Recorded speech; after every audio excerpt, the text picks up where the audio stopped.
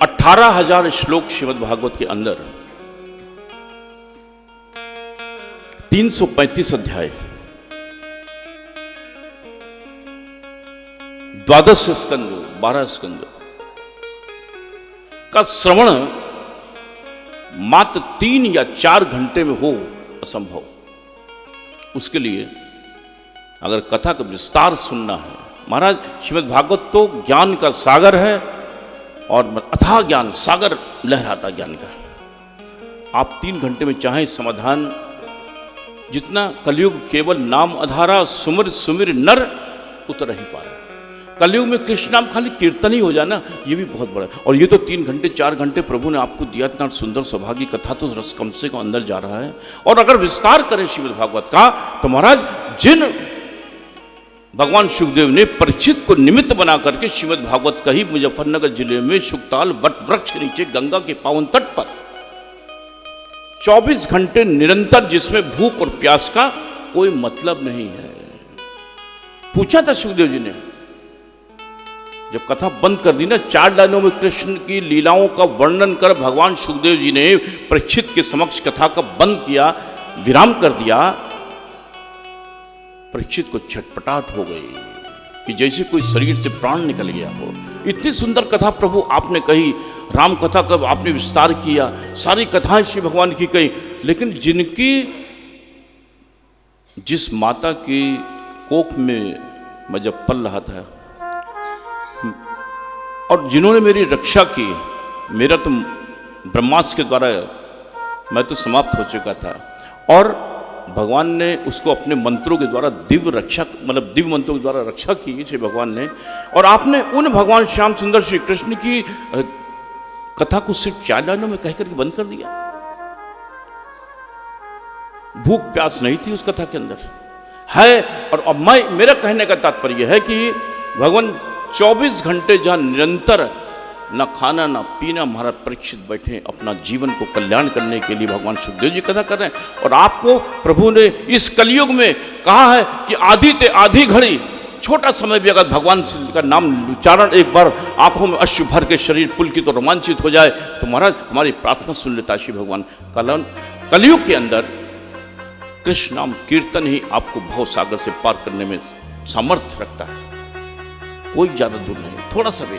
और ये भगवान की कृपा है आप परिवार के ऊपर कि 4 घंटे इसने लता जी भगीरथ के रूप में माँ गंगा को जैसे भगीरथ जी लेके आए थे, ऐसे भगवत रूपी गंगा आप सभी के बीच में महाराज भगीरथ बन करके भगवत जी को लेके आए हैं। इन पे कल्याण नहीं होगा तो और क्या होगा? 4 घंटे तो बहुत है कलयुग में केवल कृष्ण नाम कीर्तन से ही। लेकिन वो कृष्ण नाम होना कैसा चाहिए? गोपी भाव में डूबा हुआ सरोवर, उसके अंदर भाव में भर करके कृष्ण पुकारिए, शरीर पुलकित और रोमांचित हो जाए, आंखों से अविरल आंसुधारा रुके ही नहीं, भाव में पुकार रहे। एक बार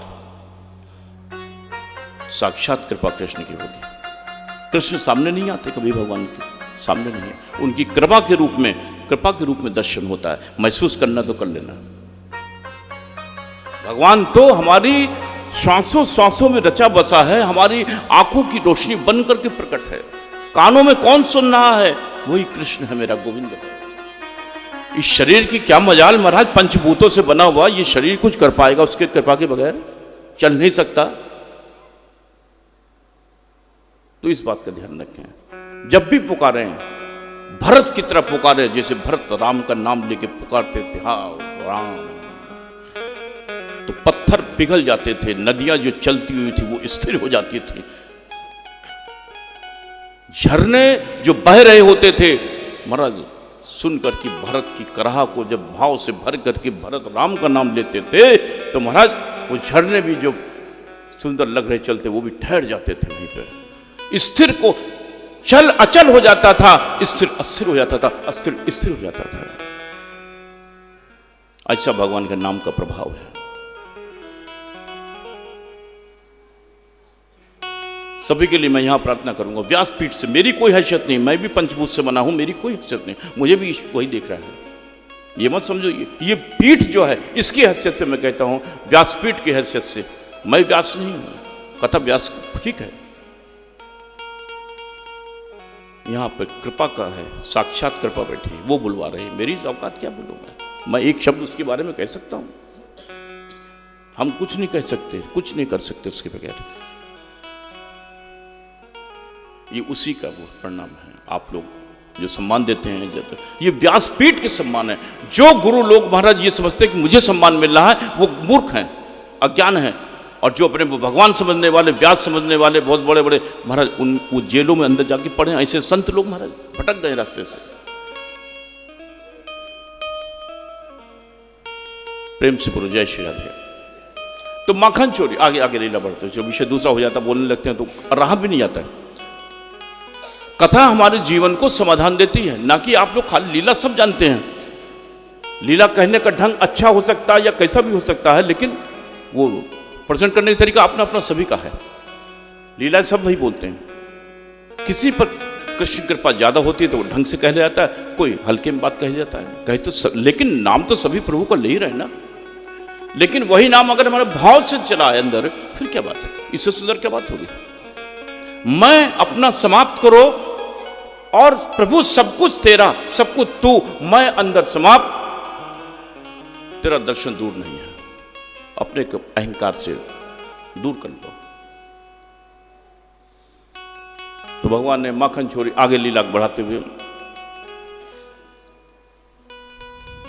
एक बात सोचिएगा, क्या भगवान श्याम सुंदर श्री कृष्ण, जिनके यहां, जिन मैया यशोदा के यहां 9-9 लाख गाय हों, और उन 9 लाख गायों का दही, माखन, दूध कितना होगा, कैसे रखती होंगी, क्या इंतजाम होगा महाराज दूध निकालने का, कितने सेवक होंगे।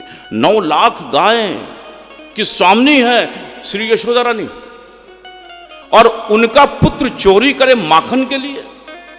बात कुछ अटपटी है, रहस्य है, समझ में नहीं आती। कहेंगे महाराज गप्पे क्यों लगा रहे हो महाराज, 9 लाख की गाय, इतना माखन दूध, उनके क्या कमी, वो की चोरी करेंगे? लेकिन यहां पर रहस्य खोल रहे हैं, क्यों चोर बने हैं? गीता प्रेस की किताब है राधा माधव चिंतन।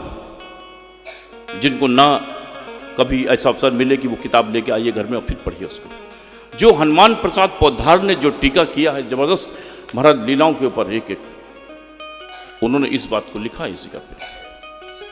क्या ये क्वेश्चन है कि, और ये हमारे अंदर ये स्वाभाविक है ये प्रश्न आना कि क्या भगवान गोपी के घर पे माखन की चोरी करें, जिनका माखन दूध की कोई कमी नहीं है, दही की कमी नहीं, और तब भी प्रत्येक गोपी के घर जाकर के माखन चोरी करते हैं और शिकायतें आती हैं? क्या मां को अच्छा लगेगा कोई बेटा उसका चोर बने? लेकिन याद देखिए, श्री भगवान ने चोरी क्यों की? इसलिए चोरी करते श्री भगवान कि भक्त की बात को रखने के लिए। कैसे? अब ये बात को समझाना होगा थोड़ा सा। अपने निज जन ब्रजवासियों को सुख प्रदान करने के लिए, अपने भक्तों को आनंद देने के लिए गोपियां चाहती हैं यहां पर कि भगवान मेरे हाथ का दही का निकाला हुआ, पिलोया हुआ जो दही है, उससे निकले माखन का भोग स्वीकार करें। ये रहस्य है।